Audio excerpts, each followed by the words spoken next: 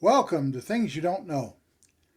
I'm Dr. Sean Deneen here with my wonderful compatriots, Chandler Foster, who always brings a lot of energy and enthusiasm to this podcast, and Dr. William Weaver, who gives us the benefit of a lifetime of experience in multiple areas. Well, Dr. Deneen, thank you so much for that introduction. And Dr. Weaver and I really appreciate your historic genius on this podcast. It really brings an aspect that we need greatly. You got that one right, Chandler. And yes, that is true. So thank you, Dr. Deneen. Today, and I got to just say before we even go into this too much more, this podcast happened because I use the phrase "the Black Hole of Calcutta" a lot, and I knew what it meant, but I didn't know that many people would know, or that a lot of people would know. So that's what we're talking about today. That phrase that a lot of people still use without always knowing where it came from, the Black Hole of Calcutta. Some people use it to mean a dark, miserable place, a suffocating situation, or even an emotional pit. But historically, it referred to a real event in Calcutta, which is now spelled with a K, Kolkata, in June of 1756. A couple of days ago, huh? After the fall of Fort William. Now, what happened there was when prisoners were confined overnight in a small lockup, and many died. The phrase survived because the event was horrifying, but also because it was retold for generations in British imperial memory. So, what were the British doing there? Well, Dr. Deneen, before we get to the lockup itself, could you set the stage for us? When people hear this story, they may assume the British were simply innocent visitors in the wrong place. But that's not really the full picture, is it? No, Dr. Weaver, it's not. The British were there through their trading empire, the British East India Company, which began as a trading corporation, but over a 50-year period started basically running the entire subcontinent of India. Can you imagine that? A corporation running a country, much less a subcontinent? Yes, I can because I see it happening here. You might want to look at our Prospective States podcast to see how that happened in Newfoundland. But in Bengal, the company had a major trading base at what was then called Calcutta, and a military barracks called Fort William helped protect that base. The company was there to make money through trade goods: cotton, silk, saltpeter, tea, and indigo. Yes, that's the famous tea that causes so much trouble in the United States 20 odd years later. These products were all part of the commercial world, but by the 18th century, the company was doing much more than buying and selling. It was meddling in politics, building defenses, and acting more and more like an imperial governing power. That they were meddling in politics and building Yes, defenses and acting more and more like an imperial power. Can you just amplify that just a tiny bit? certainly the company had its own stores and courts, and it was supporting and overthrowing indigenous rulers. And they were treating the entire nation as one big company store. So, Chandler, maybe you can get us back on track here. Yeah, and hopefully I'll keep us on track as well. So, this was not just merchants unloading cargo and keeping account books, was it? I don't think so. This was mainly a corporation with soldiers and forts and ambitions. You're exactly right, Chandler, and that mattered. Sergi ud Dula, the Nawab, that means king, of Bengal, was already uneasy about British behavior. He objected to the company's strengthening of Fort William without his permission and to British interference in local political affairs. So the tension was not random. It grew out of a much larger conflict over authority, fortifications, and ultimately who would control wealth and power in Bengal. Yeah, that is an important handoff point, Dr. Deneen, because it keeps the story grounded. The black hole did not happen in a vacuum. It happened in the middle of a serious political and military confrontation between a local ruler and an increasingly aggressive corporate power. So, Chandler, let me get you into this here. Once those tensions boiled over, what happened next? Well, the next thing that came down the pike here was that Siraj ud Doula, who was a prince trying to overthrow the East India Company, well, he launched an attack on Calcutta in 1756, and captured Fort William. And that is where the famous incident begins. Isn't that right, Dr. Deneen? Chandler, you're absolutely right. After the capture of the city and the surrender of the company's remaining defenders, a group of prisoners, Europeans and others associated with the British side, were, as we said, confined overnight in a very small guardroom or a lockup in the old fort. That lockup became known to history as the Black Hole of Calcutta. And Dr. Deneen, before we go any further, we need to add one more piece of context. This was not an age of orderly modern warfare with clean rules always following. No, this was part of a broader world of imperial rivalry, including British and French competition in India and the larger global war environment of the 7 Years' War. Forts, sieges, prisoners, and civilians were all caught up in that world.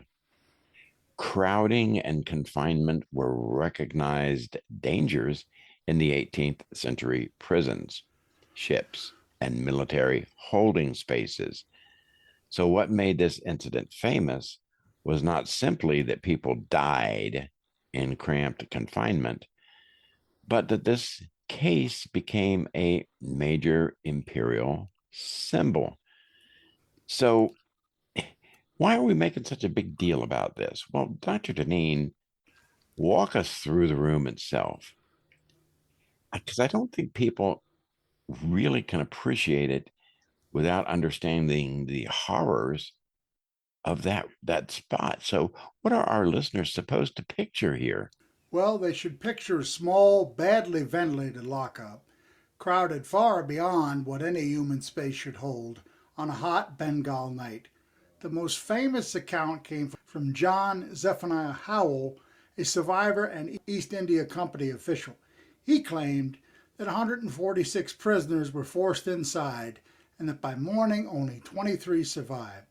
His version described intense heat, desperate thirst, panic, people pressing forward towards the windows for air, and bodies collapsing in the crush. How many people was that room designed to hold? About 40 at best. Okay, I've heard some different numbers that are lower than that, but all right. So even if it was somewhere between 20 and 40, 146 is way over that. Right, Chandler? That's exactly right, Dr. Weaver. Now, these are the classic numbers, and this is the story that people hear, but in fact, the numbers are actually debated. Yes, very much so. Historians generally accept that a deadly confinement happened, but as we said, many have challenged Howell's figures and the way he told the story.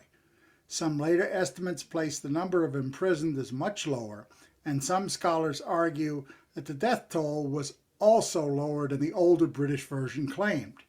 So the responsible way to say it is this: a real confinement occurred, many people died, but the exact numbers remain disputed. Right.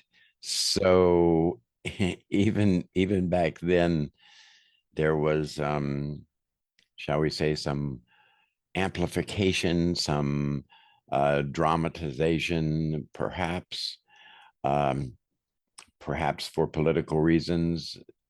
Who knows? But it is a good distinction, Dr. Deneen, that you make.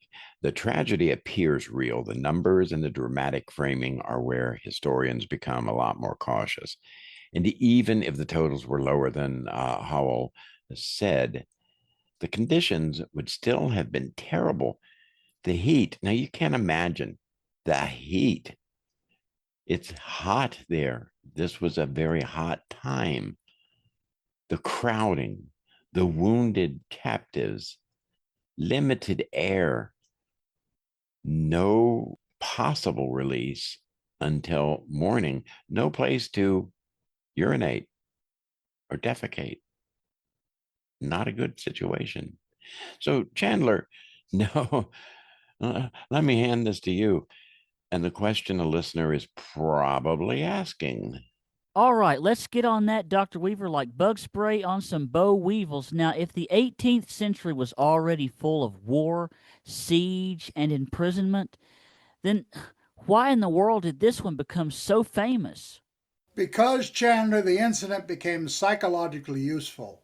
The Black Hole of Calcutta was turned into a gallant story of British suffering and native cruelty, and that story fit the imperial mood perfectly. It helped create outrage, sharpen the image of Suraj-ud-Dowlah as a villain in British memory, and fed a broader justification for British retaliation and expansion in Bengal. Within a year, the British recovered Calcutta, and Robert Clive's victory at Plassey in 1757 opened the way to a far greater British power in Bengal. So the event was remembered not just as a tragedy, but as a political tool also. Absolutely, yes. That does not mean injustice didn't happen, it was invented out of thin air. It means it was amplified, memorialized, spun in today's terms, and repeated in a way that served imperial purposes. Some scholars have even described it as one of the founding myths of the British Empire in India. Yeah, that kind of rings has a ring of truth to it for me. Of course, I'm not the historian you are, Dr. Deneen, but yeah, and that's often how history works. A terrible event happens, and later generations decide what it will mean. Will it be a warning, a symbol, a justification? In this case, it kind of became all three. Dr. Dean, bring us from the event to the phrase that people still use, if you would please, sir. Gladly. Over time, the term the Black Hole of Calcutta came to mean much more than the original cell. In English usage, it became a phrase for a hot, crowded, airless, oppressive place. And from there, people stretched it even further into a metaphor for a miserable condition or a figurative abyss of despair. That broader emotional usage is looser than the historical one, but you can certainly see how the metaphor developed from the image of confinement and suffocation. So when someone says, "Oh, this office is the Black Hole of Calcutta," then they're really just echoing an old image of crowding, heat, and helplessness, even if they don't particularly know the backstory. Exactly. It's one of those phrases that outlived its original setting and drifted into everyday speech. And once you know the history, it feels heavier. It is no longer just a colorful expression. It carries empire, war, and a real human disaster in the background. So, as we round this out here, Chandler, let me hand you the close. What is the takeaway here? Well, Dr. Weaver, I think it's this. The Black Hole of Calcutta was a real historical tragedy, but it was also a story shaped by power. The British weren't just bystanders there, they were part of a trading corporation turning into an empire. The confinement itself was grim enough, but the reason that it endured is that it became useful as a symbol. And that's why, if I may say so, Chandler, the phrase still has force. It came from a cramped lockup in Fort William after the fall of Calcutta in 1756, but it survived because later generations kept repeating it as a moral drama. Historians now read it more carefully as both a likely tragedy and a contested imperial narrative used for propaganda. Yes, well said. So the next time someone uses the phrase to mean avoid a pit or a dark place of despair, as I am guilty of doing, it is worth remembering that behind the metaphor lies a real moment of suffering. And behind that suffering lies the larger machinery of commerce, conquest, and empire. That is what makes old phrases worth remembering and unpacking. Because sometimes one familiar phrase carries much more history than we realize. Well, thanks for joining us on Things You Don't Know. We'll see you next time. Please leave a like and a comment. Take care.